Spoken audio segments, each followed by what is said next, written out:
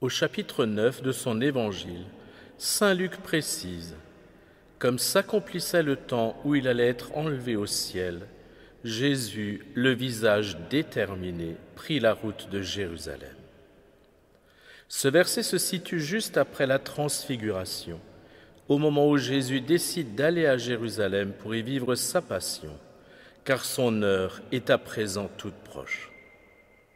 C'est le verset qui vient à l'esprit quand on s'attarde à contempler ce tableau de Kuder qui se trouve à l'oratoire Saint-Jean-Paul II.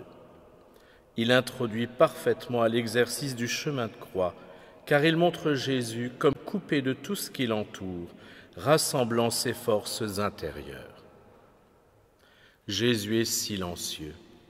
Il est en profonde communion avec son Père. Sa prière est plus intense que jamais. Il va subir tout ce qui vient avec ses seules forces humaines. Aussi, il demande à Dieu de lui accorder la grâce nécessaire pour demeurer dans la fidélité et l'obéissance. Jésus est grave. C'est probablement l'expression de son visage quand il s'est tenu devant Caïphe, devant Hérode, Pilate ou la foule. Il semble ne pas écouter tout ce qui se trame autour de lui. C'est son heure, et rien ni personne n'y changera quoi que ce soit. Il s'est donné au Père pour nous, dans un acte d'amour aussi insondable qu'irrévocable. Jésus est déterminé.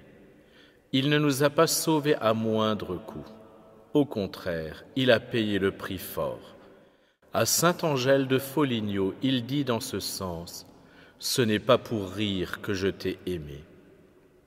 Que ce tableau et le chemin de croix de notre Église nous rappellent toujours jusqu'où Jésus nous a aimés et tout ce que nous lui avons coûté, pour que jamais nous n'oublions de lui en rendre grâce.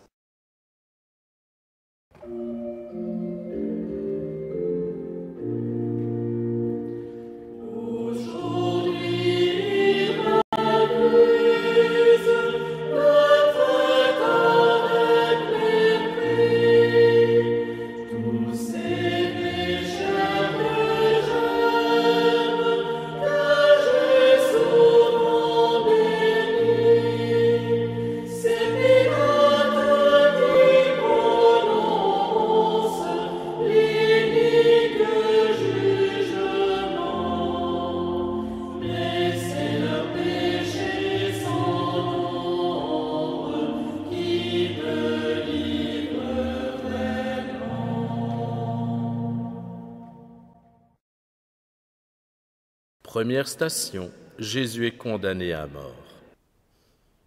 Jésus se tient devant Pilate. Ses mains sont attachées, ses bras sont bridés. Il semble livré à Pilate, qui pense avoir tout pouvoir sur lui.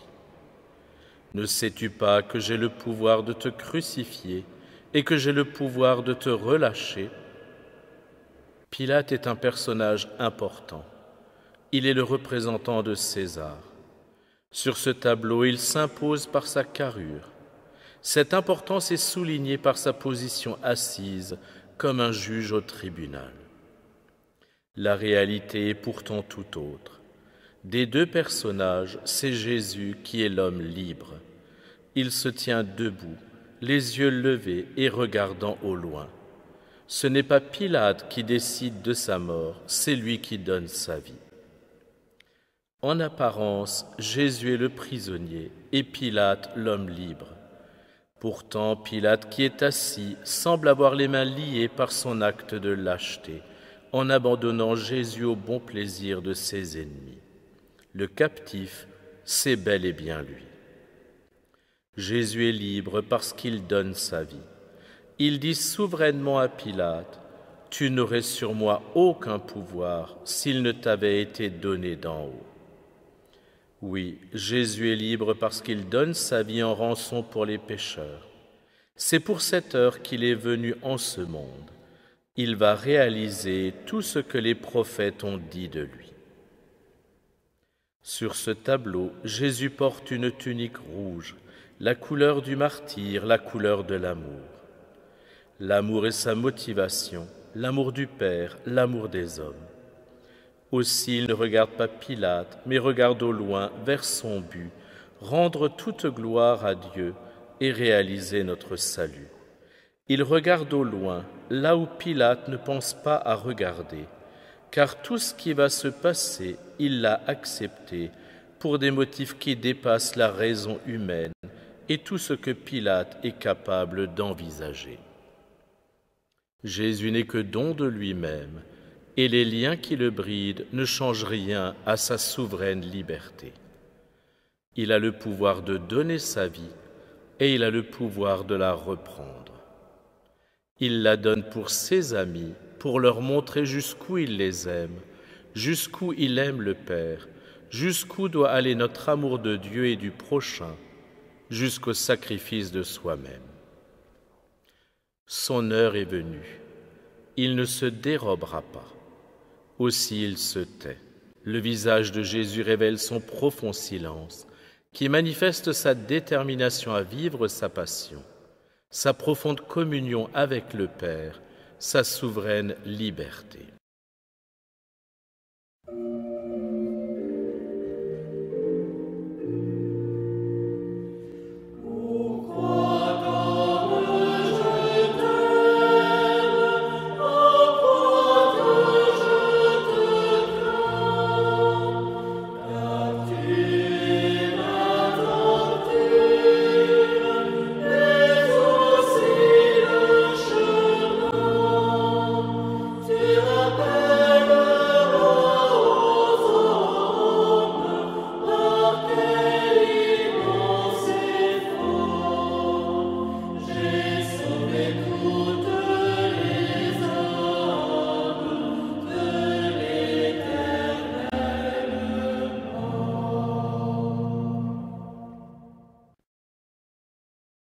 Deuxième station, Jésus est chargé de la croix.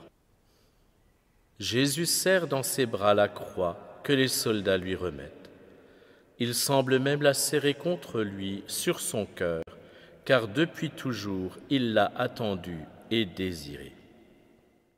Il avait dit « Prenez sur vous mon joug, mettez-vous à mon école, car mon fardeau est léger, car je suis doux et humble de cœur. » Jésus ne fait pas que dire les choses, il les met aussi en pratique.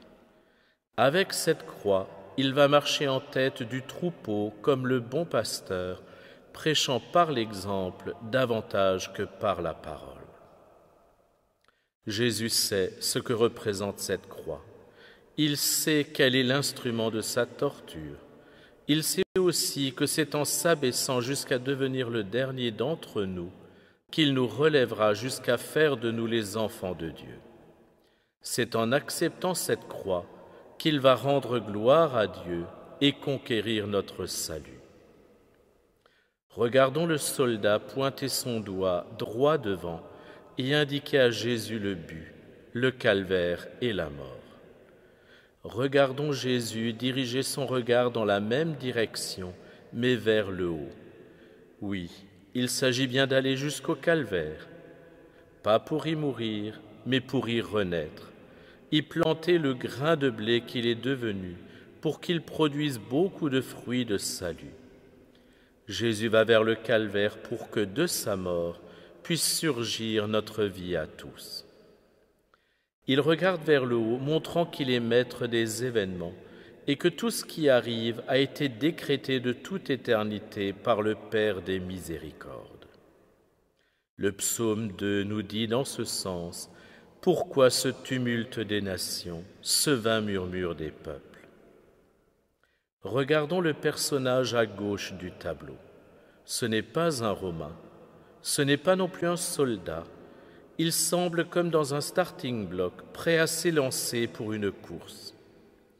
Il nous rappelle les mots de saint Paul que la liturgie nous propose en début de carême.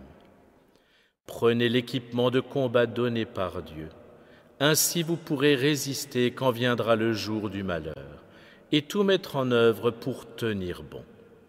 Oui, tenez bon, ayant autour des reins le ceinturon de la vérité, portant la cuirasse de la justice, les pieds chaussés de l'ardeur à annoncer l'évangile de la paix, et ne quittant jamais le bouclier de la foi qui vous permettra d'éteindre toutes les flèches enflammées du mauvais. Prenez le casque du salut et le glaive de l'esprit, c'est-à-dire la parole de Dieu. En toutes circonstances, que l'Esprit vous donne de prier et de supplier. Restez éveillés, soyez assidus à la supplication pour tous les fidèles. Oui, comme ce personnage, restons éveillés et attentifs aux événements qui vont se dérouler sous nos yeux et que Kuder nous met en lumière.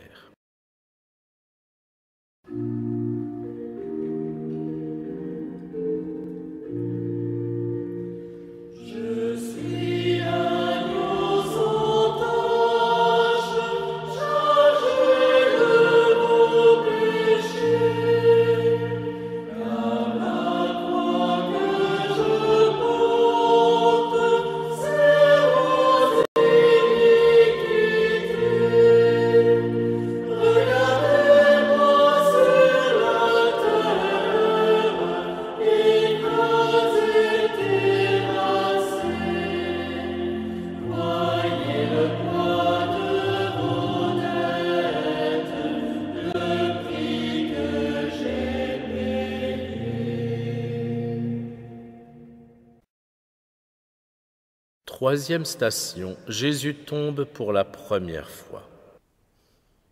Le regard de Jésus nous fait ressentir la violence et la douleur liées à cette chute.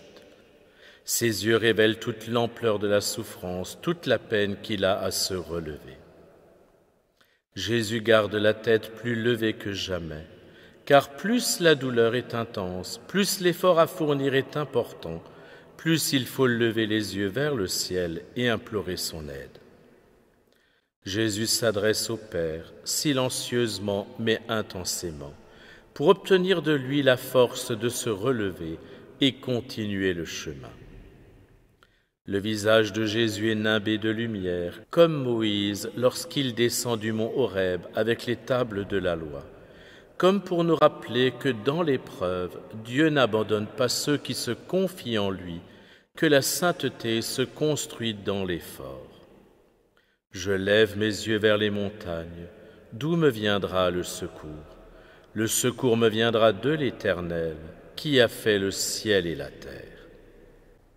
L'homme qui essaye de relever Jésus par la force n'est ni un soldat, ni un Romain, ni un Juif. Il nous représente, nous, qui sommes l'objet de tant d'amour du Seigneur. Il nous rappelle que c'est nous, par nos péchés, qui sommes la cause de la passion de Jésus. La corde par laquelle cet homme tient Jésus symbolise les liens du péché par lesquels nous avons induit sa souffrance.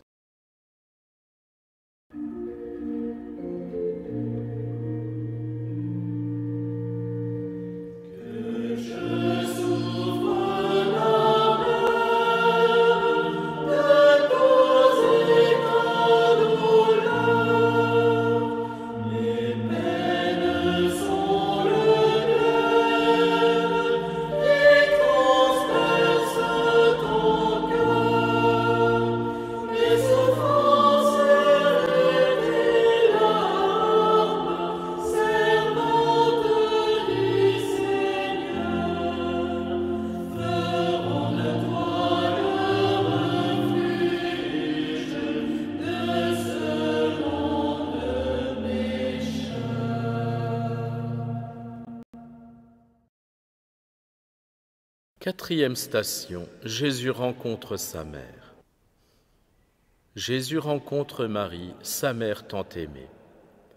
Il ne lui dit rien. Il n'a rien à dire à Marie, car elle sait déjà tout. Le jour où enfant, elle l'a retrouvé au temple, il lui a dit « Pourquoi me cherchez-vous? Ne saviez-vous pas que je dois être aux affaires de mon Père ?» Marie n'a rien répondu, signifiant qu'elle se soumet à la volonté du Père, qui appelle son Fils à s'occuper de ses intérêts.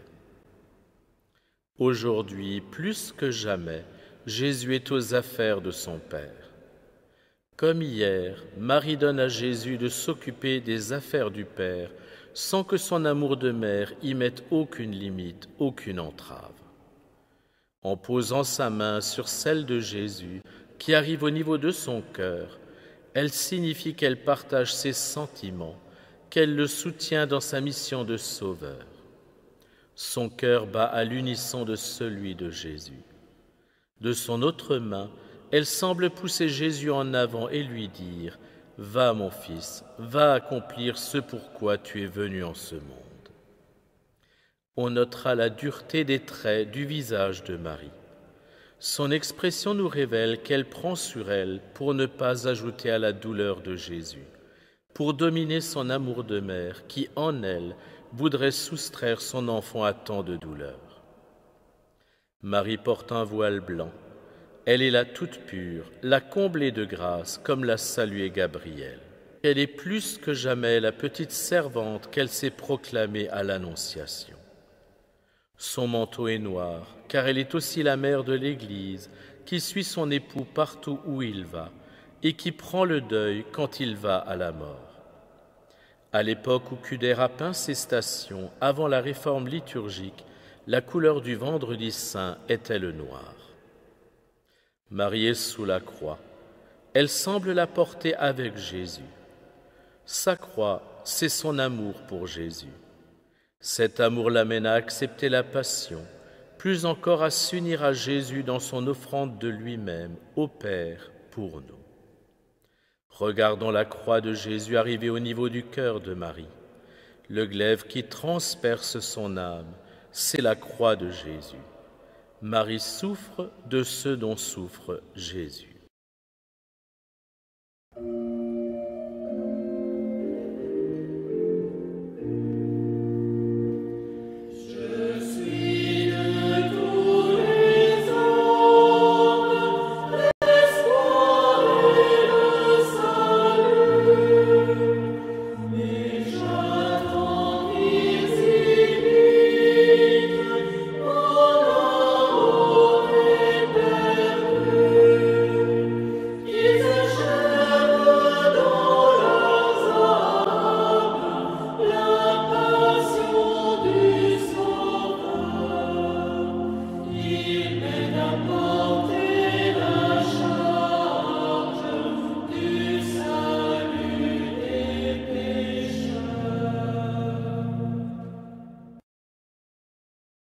Cinquième station, Simon de Cyrène aide Jésus à porter la croix. Simon est réquisitionné pour aider Jésus à porter la croix. C'est un homme vigoureux. Il a les forces nécessaires pour porter un tel fardeau, contrairement à Jésus qui est accablé. Simon lève la croix sans effort, tandis que Jésus semble la traîner. Même si Jésus est à bout de force, il reste déterminé. Il reste déterminé à aller jusqu'au bout. Sa tête est baissée, mais dirigée droit devant. Il demeure tendu vers son objectif. Simon détourne son regard de Jésus. Il a l'air de nous dévisager comme pour nous dire « Toi aussi, tu es réquisitionné pour aider Jésus. Tu n'as pas le choix. Tu dois aider Jésus à porter la croix de ton salut et contribuer à celui de ton prochain. » Le costume de Simon n'est ni de l'époque de Jésus, ni de son pays. Il est d'ailleurs difficile à situer. Simon représente les hommes et les femmes de tous les temps, de toutes les contrées, car tous, ils doivent aider Jésus à porter la croix. Il est pieds nus pour indiquer que la voie tracée par Jésus est faite d'humilité.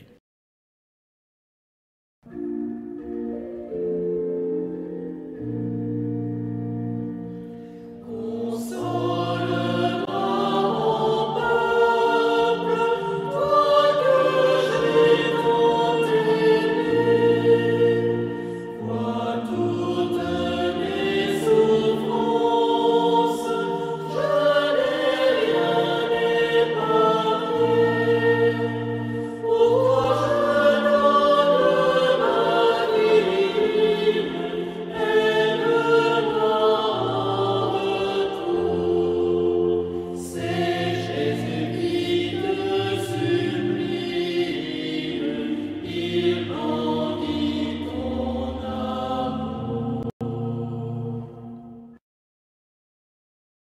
6e station.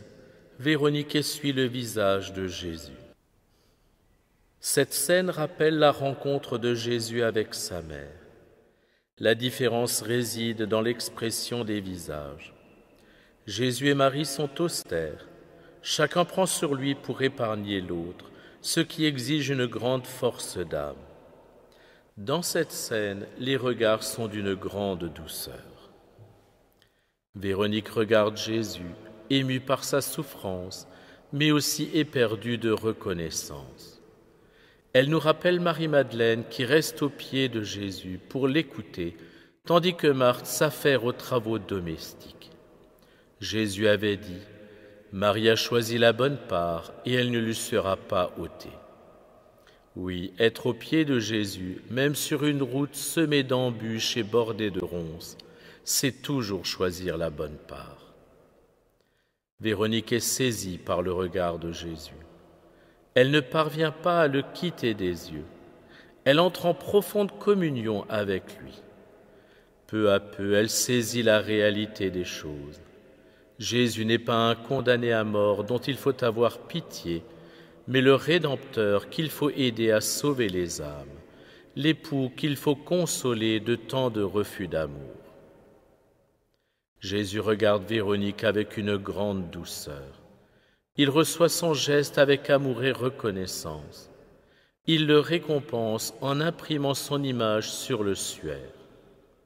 Il regarde Véronique comme l'époux regarde son épouse le jour des noces, comme l'époux qui donne sa vie pour elle. Et Véronique, à genoux, regarde Jésus comme une épouse qui se donne à son époux. Véronique porte des vêtements de la même couleur que ceux de Marie. Sa tunique est noire.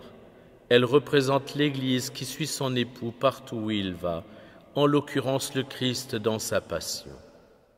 Elle porte un manteau blanc qui symbolise la pureté, la beauté, la sainteté que le Christ lui a acquise par sa passion.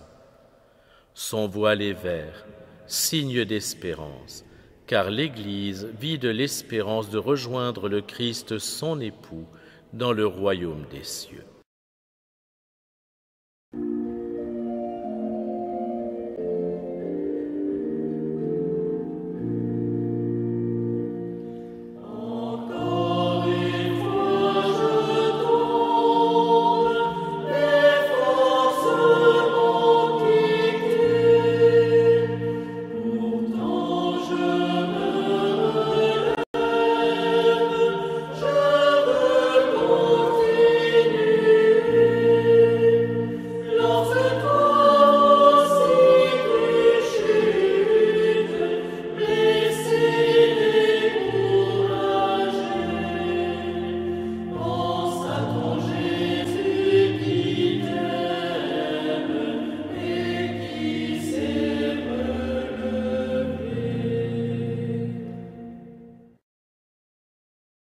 Septième station. Jésus tombe pour la seconde fois. On lit sur le visage de Jésus qu'il est à bout de force. On sent que sa respiration est courte, qu'il est fiévreux. On le voit aussi silencieux et en paix. Aucune plainte, aucun reproche, aucune demande de grâce. Il cherche en lui les forces qui lui permettront de continuer. On le voit en prière, en communion intérieure avec son Père. Il continue de nous enseigner par son exemple. Il nous montre que dans les difficultés, il ne sert à rien de se plaindre. Cela ne fait qu'accroître la douleur. Ce qui importe, c'est de rester en communion avec Dieu, qui ordonne ou permet tout ce qui nous arrive. Lorsqu'on regarde Jésus, on ne sait pas s'il est en train de tomber ou déjà en train de se relever. Il nous montre ainsi qu'il ne faut pas dissocier sa chute de son relèvement. Les chutes sont inévitables dans nos vies. Ce qui importe vraiment, ce ne sont pas le nombre ou la gravité de nos chutes, mais de toujours nous relever pour continuer le chemin, de ne pas nous décourager, de ne pas rester prostrés à terre.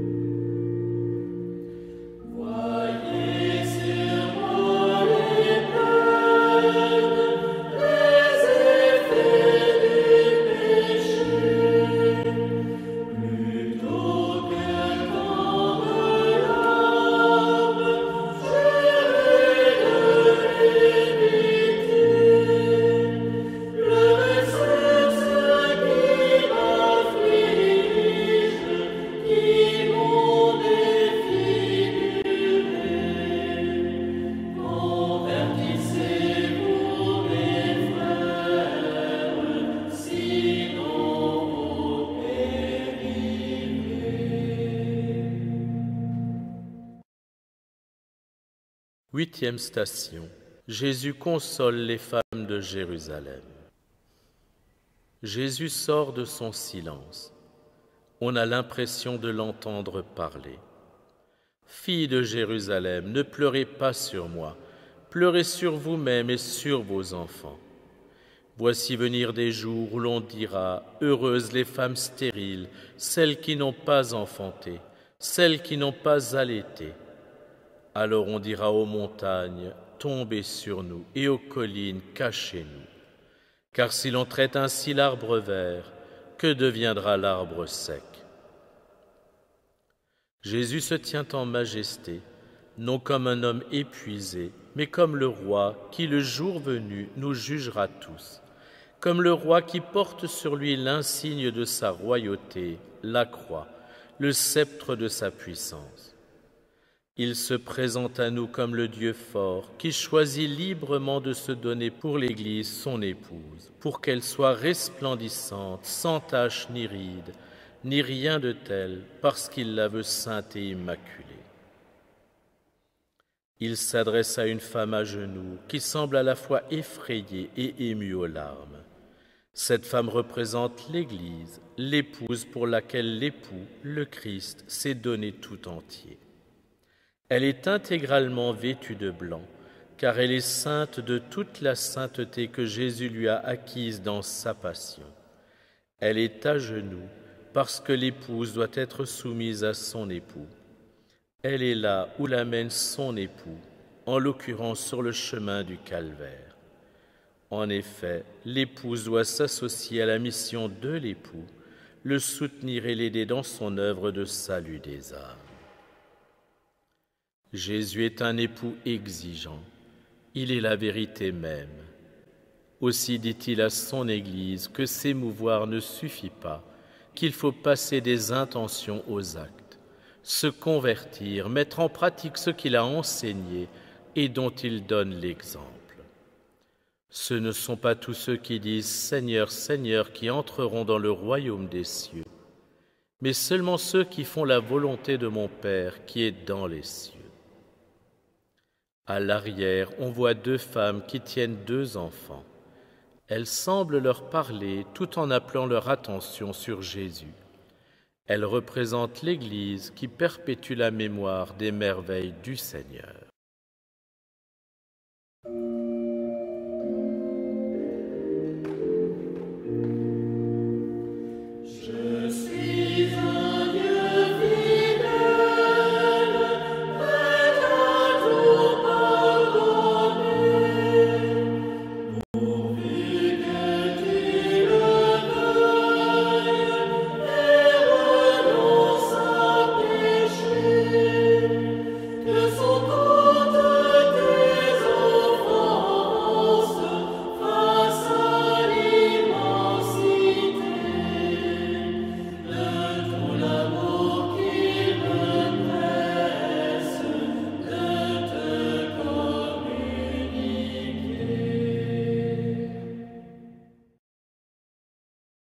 Neuvième station, Jésus tombe pour la troisième fois.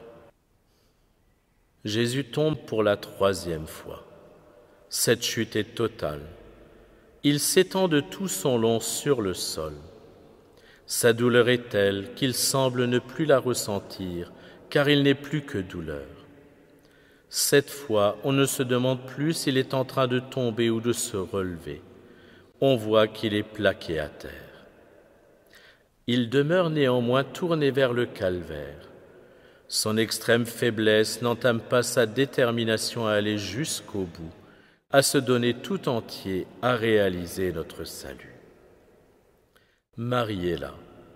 Elle regarde son Jésus à terre sans chercher à le rejoindre, comme le ferait une maman qui se précipite pour relever son enfant qui vient de tomber. Elle croise les mains sur son cœur, comme pour s'interdire de le faire. Elle sait que le salut des hommes est à ce prix. Renoncer à son amour de mère, donner son enfant, le meilleur des fils, pour que puissent vivre les plus ingrats d'entre eux. Sur le visage de Jésus et de Marie, on sent toute l'intensité de leur prière, silencieuse et fervente. Tous les deux prient pour ne pas défaillir, pour accomplir la volonté du Père jusque dans ses moindres détails. Jésus, parce qu'il est le serviteur souffrant, celui dont la nourriture est de faire la volonté du Père. Marie, parce qu'elle est restée l'humble servante de l'Annonciation.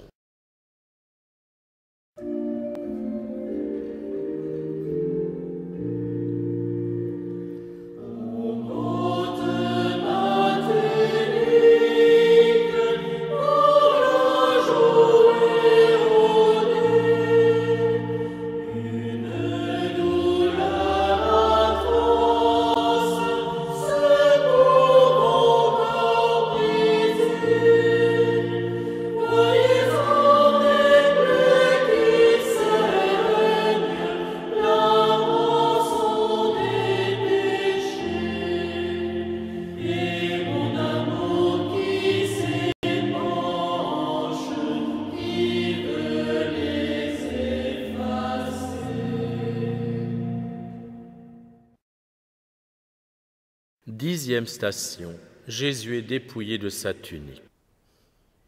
Jésus est dépouillé de sa tunique. Elle lui est arrachée avec violence.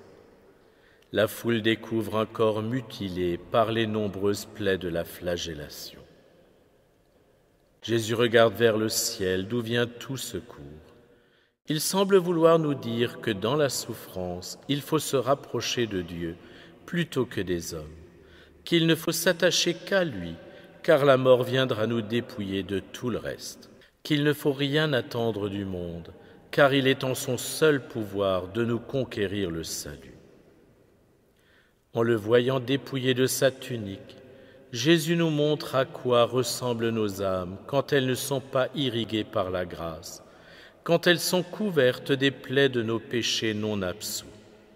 Un chef-d'œuvre de torture.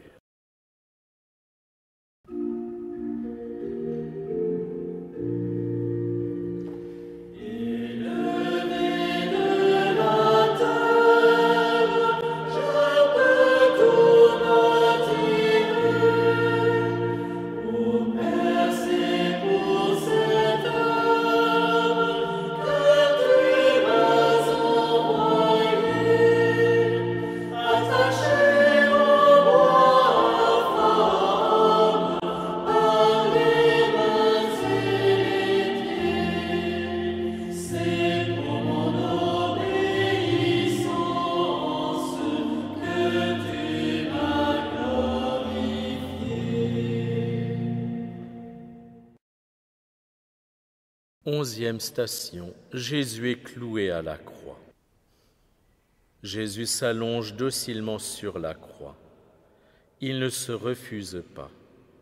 Il semble passif et subir ce qui lui arrive. Il n'en est rien. On lit sur son visage une grande souffrance, mais aussi une prière intense. On y dénote presque de la compassion pour ses bourreaux. Il semble déjà prier son Père pour ceux qui le font souffrir. « Père, pardonne-leur, ils ne savent pas ce qu'ils font. » Deux hommes se chargent de clouer Jésus sur la croix. Un soldat romain et un homme qui semble porter un habit de religieux. Le soldat regarde ce qu'il fait. L'autre regarde Jésus. Le soldat ne tient aucun outil, l'autre tient un marteau avec lequel il enfonce les clous. Les deux personnages représentent deux catégories de personnes. Le soldat représente ceux qui ne connaissent pas Jésus, le torturent sans savoir qui il est vraiment. L'autre représente le peuple de Dieu qui sait qui est Jésus, qui enfonce les clous dans ses membres par ses péchés. Ceux qui connaissent Jésus portent une plus grande responsabilité dans sa passion que ceux qui ne le connaissent pas.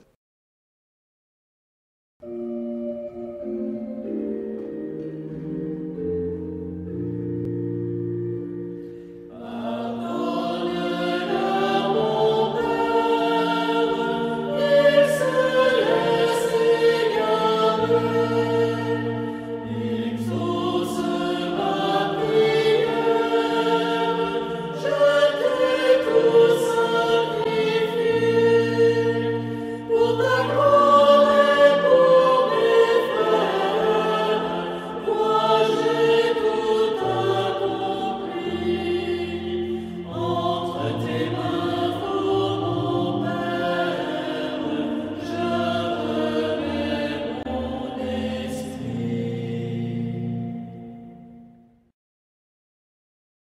12e station, Jésus meurt sur la croix.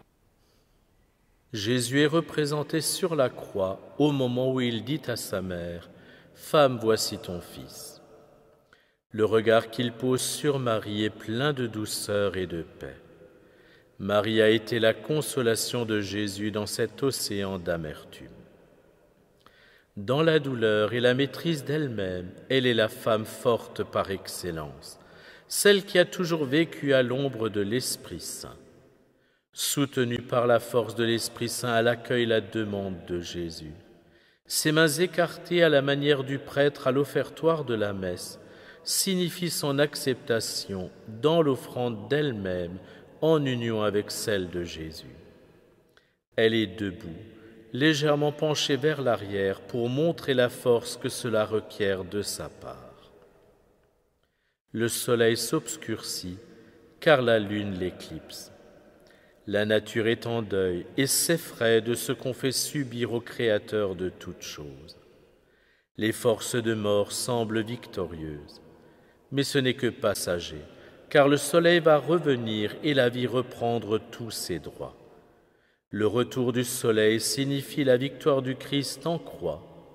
Dans quelques instants, lorsqu'il aura rendu l'Esprit à son Père, Jésus sera totalement et pour toujours victorieux de la mort et du péché.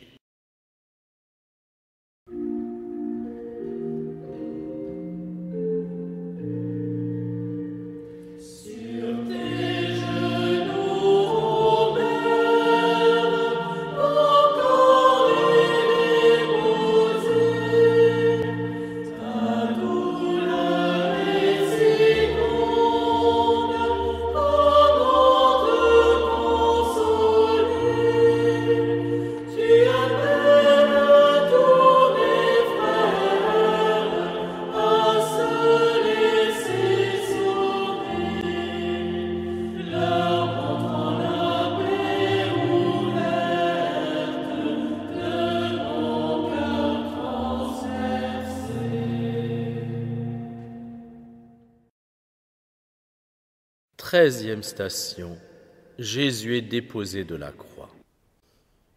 Le corps de Jésus a été déposé de la croix et remis à Marie. Elle le reçoit dans ses bras et semble à l'affût du moindre signe de vie, car son amour de mère ne se résigne pas à la mort de son enfant. Elle tient Jésus et le serre sur son cœur. Elle le regarde comme elle l'a toujours fait, comme pour garder et méditer dans son cœur tous les événements de la Passion. Le Stabat Mater nous fait chanter « Ô Sainte Mère, dans nos cœurs, fixe l'empreinte des douleurs que le Christ avait reçues. » Elle est un ostensoir pour Jésus. Elle nous le montre au moment où il nous a tous sauvés. Elle ne pleure pas. Elle est plus préoccupée de Jésus que d'elle-même. Jésus a dit qu'il ressuscitera. Elle doit à présent s'occuper de tout disposer pour son retour dans la gloire. Elle doit lui trouver un endroit où se reposer de tout ce qu'il a fait en attendant sa résurrection. Marie représente l'Église dans l'attente de la résurrection. Aussi ne s'attriste-t-elle pas, car elle a foi dans les paroles de Jésus. Elle les passe dans son cœur une à une pour ne pas défaillir, pour demeurer fidèle, pour espérer contre toute espérance. Marie-Madeleine est là, avec Marie. Contrairement à la manière traditionnelle de la représenter, elle ne pleure pas. Comme Marie, elle semble apaisée et dans l'attente du réveil de Jésus. Les deux femmes ne pleurent pas un mort, mais veillent à ce que rien ne vienne troubler le repos de l'être aimé.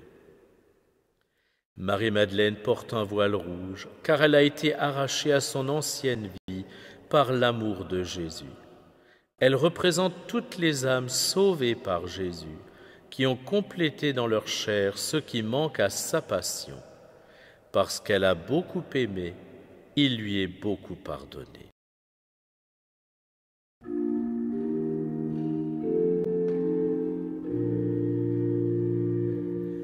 Veillez avec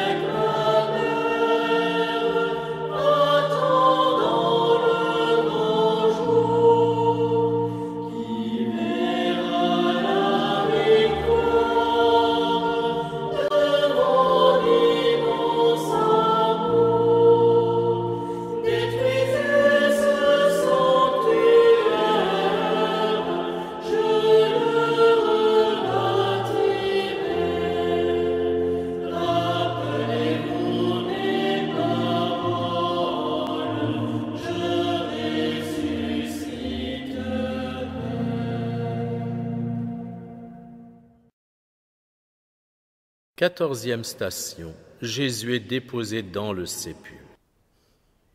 Le corps de Jésus est déposé dans le sépulcre donné par Joseph d'Arimathie. Joseph et Jean, le disciple que Jésus aimait, le portent au tombeau, comme le prêtre le jeudi saint porte le Saint-Sacrement au reposoir. La blancheur immaculée du corps de Jésus rappelle l'hostie blanche, l'Eucharistie où Jésus est réellement présent. Jean ne quitte pas Jésus des yeux. Il reste le disciple aimant qui n'abandonne pas le Maître, celui qui a reposé sur son cœur et l'a le plus compris. Le jour de Pâques, il sera aussi le premier à croire à la résurrection de Jésus. Joseph d'Arimathie nous regarde et semble nous inviter à suivre le cortège funèbre à la manière dont le prêtre portant le Saint-Sacrement invite les fidèles à le suivre jusqu'au reposoir pour y veiller en attendant la résurrection.